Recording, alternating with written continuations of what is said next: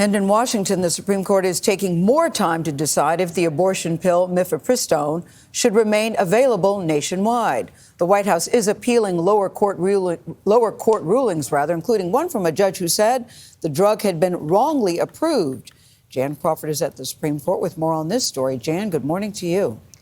Good morning, Gail. You know, we'd expected to know this morning whether the court was going to kind of indefinitely block those lower court rulings, but without any explanation, the justices have pushed that deadline back until tomorrow night. Just hours before Wednesday's deadline, Justice Samuel Alito announced an extension which keeps the abortion pill mifepristone available nationwide for at least 2 more days. The Biden administration and drug manufacturer have asked the justices to step in or block lower court rulings that would ban or greatly restrict the pill, which is used in more than half of abortions in the U.S. All of this is unusual from top to bottom. CBS News legal contributor Jessica Levinson says it's uncommon for the justices to push their own self-imposed deadline. We don't know if they're so close to being able to have a unanimous agreement and they want to be able to get there, or if there's just such a huge breakdown that there are really aggressive majority opinion and a really aggressive dissent. While the court is not currently considering the merits of the case, it will determine if women continue to have access to the drug while cases work their way through the courts.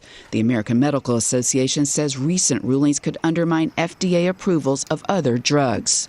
We just think it's incredibly reckless to upend our entire drug approval system in this country and create chaos where we're going to have individual courts in states around the country basically undoing those decisions. Some Republicans in Congress say that concern is overblown. Now, this isn't related to regulation of drugs.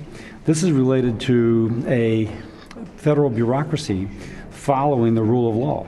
But the White House says it's ready for a battle in the courts. We are prepared for... I fucking hate this shit, dude. Fuck the Supreme Court. Fuck these right-wing judges. Fuck the justices.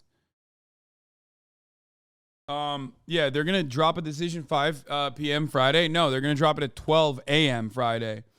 Literally. Like, not before the Friday news cycle, but after the news cycle is over. They pushed it to Friday, 11:59 p.m.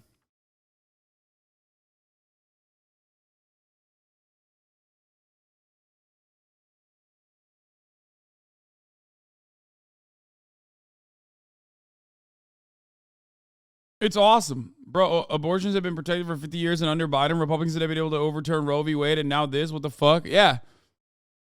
They're just having fun. They're doing side quests at this point. It's just like extra cruelty that literally not a single person is demanding except for like some of the biggest freaks in society. Kind of wild to see it in action, really. Real wild to see it in action. Like, who the fuck is demanding this? Like, who's like, dude, we have to get a 3-minute ad break at the top of the hour. You know what I mean? We have to get that.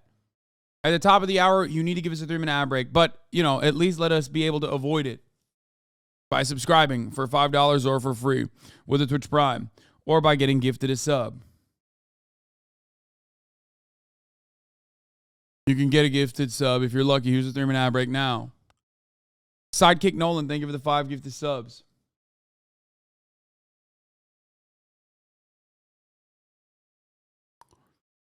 That one was such a good one. Anyone going below an 8 is lying to themselves and is lying to me, is lying to other people, is lying to their family members. That shit was so... I just snuck that in so hard, I didn't even know I was saying it. Zagan 6, thank you for the 5 get the subs. For any outcome the Supreme Court may issue, and we are prepared for a long legal fight if necessary. And it probably will be a long legal fight because even if the justices put these rulings on hold, the case is going to kind of continue to work its way through the lower courts. And there are other challenges in other states. So either way, the issue of abortion is going to end up right back here before these justices. Nate? Jan, thank you.